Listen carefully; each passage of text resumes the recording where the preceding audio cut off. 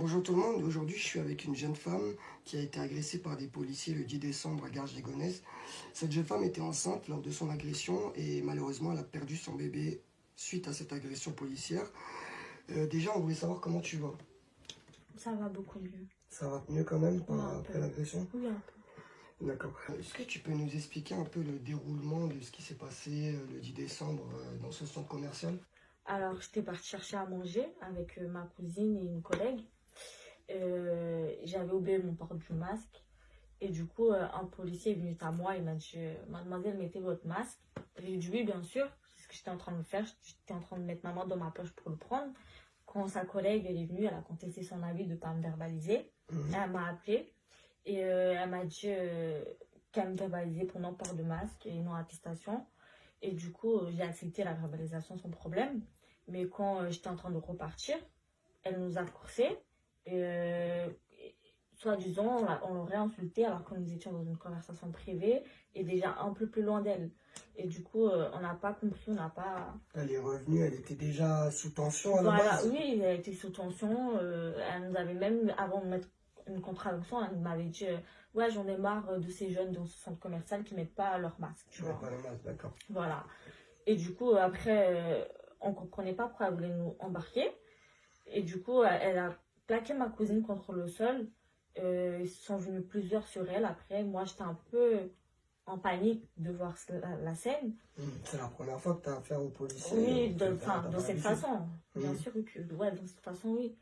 Et de là, j'ai essayé d'aller vers les policiers qui étaient sur ma cousine pour, voilà, essayer de... Voir qu'est-ce qui se passait, pourquoi ils Voilà, voulaient venir l'interpeller et tout. voilà. Et de là, la même policière m'a attrapée par le bras. D'accord? Elle m'a poussée violemment 3 fois contre le mur. Et de là, une collègue à elle a vu, elle a séparé. Elle t'a poussé violemment contre le mur 3 fois? Ouais, 3 fois. D'accord. Elle t'a secoué ou pas? Oui, Elle t'a secoué aussi, oui, elle t'a poussé contre le mur. oui. D'accord. Et j'étais enceinte de 4 mois et demi. 4 mois et demi. Et est-ce que, en fait, c'est ça qu'on veut savoir, est-ce que c'était visible? C'est-à-dire, est-ce que tu avais vraiment le ventre d'une femme enceinte? Oui, C'était visible, oui, et c'était visible. elle a quand même fait ça. Oui, voilà. D'accord.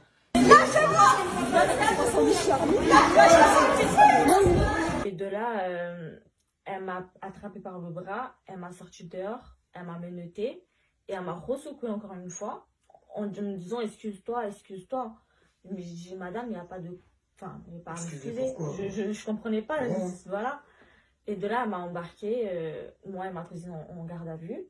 On était passés en garde à vue, mais moi, ils m'ont lâché vers 21h30. D'accord. En fait, ils t'ont placé quand même en garde à vue malgré le fait que tu sois enceinte. Voilà, oui. D'accord. Et ça leur posait pas de problème à ce moment-là? Ils t'ont quand même placé en garde à vue? Oui, ils m'ont placé. Et comment t'es sortie? C'est qui t'a fait sortir? Le magistrat. Le magistrat? Oui, il a demandé que je sorte parce que comme je suis enceinte, j'ai pas fait une garde à vue. T'as pas à être Voilà. c'est tout à fait normal.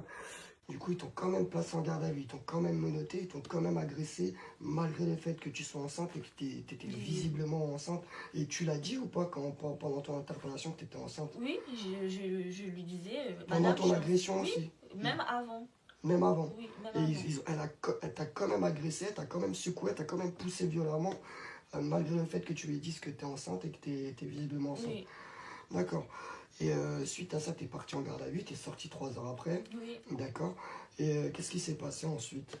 Ce qui s'est passé, je suis rentrée chez moi dans les alentours de 21h30. 21h30? Oui, après, je me suis couchée. Et dans la nuit, j'ai commencé à avoir des douleurs en bas du ventre, en bas du dos. Des grosses douleurs? Oui, des grosses douleurs. J'ai su par après que c'était des contractions. D'accord. Ensuite, je suis partie le matin voir un médecin généraliste qui m'a conseillé d'aller aux urgences gynécologiques, ce que j'ai fait. Mais sauf que je suis partie dans une mauvaise clinique.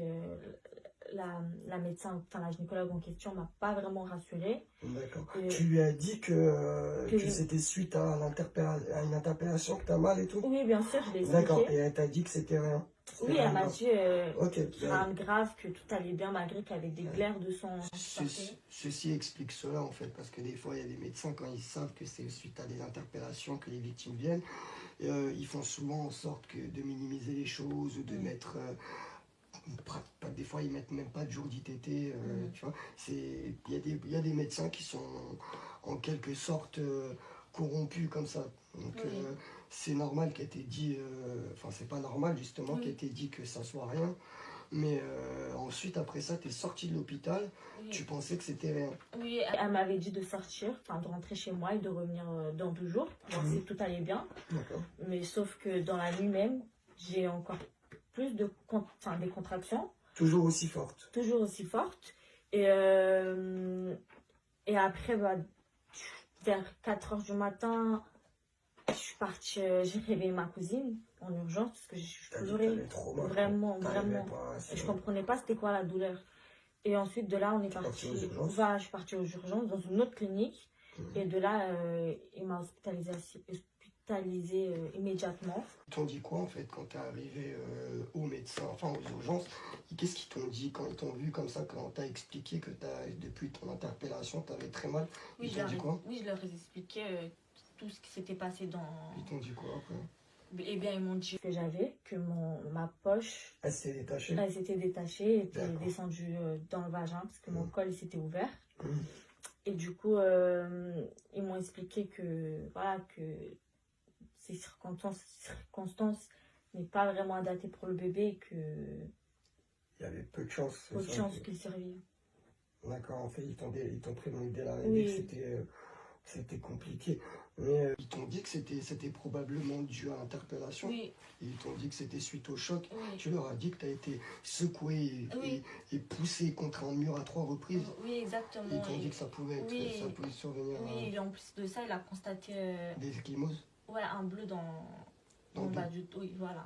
D'accord. Et ça pouvait être dû à ça. Oui. Enfin, c'est sûrement dû à ça que ça s'est détaché. Ok, très bien. Avant ça, tout allait bien. 4 mois et demi, aucun problème. Une semaine avant, avant, j'étais au gynécologue, il avait vu, tout se passait bien, tout était bien pour le bébé.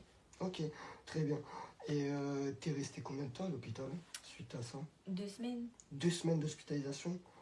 2 semaines, ils te disaient quoi les médecins pendant ces 2 semaines? Ils disaient qu'ils allaient laisser les choses se faire, que la poche elle se détache tout seul. Parce qu'ils ne pouvaient pas... suite au choc. Voilà. Ils ne pouvaient pas... comment dire, je pouvais pas faire non plus du IVG parce que j'avais dépassé les semaines. Normalement en France c'est 14 semaines, j'avais dépassé le délai et c'était pas non plus mon souhait. Et je pouvais pas faire non plus de... IMG? Oui, exactement. C'est une interruption de grossesse médicale. Mais mon enfant était toujours en vie et je voulais pas tuer mon enfant non plus. C'est normal. Oui, et du coup, les médecins, ils ont dit qu'ils allaient attendre que ça se fasse naturellement. C'est ce que j'ai fait. Du coup, le 20 décembre dans la nuit, ma poche s'est éclatée. Mais le bébé, son cœur, il battait toujours. Il battait toujours. Du coup, je voulais pas non plus qu'il me l'enlève, même si la poche n'était plus là.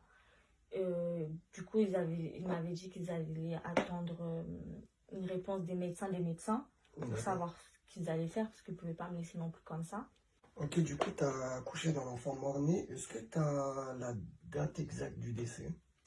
Oui, c'était le 20 décembre, dans la nuit. Dans la nuit du 20 au 21? D'accord.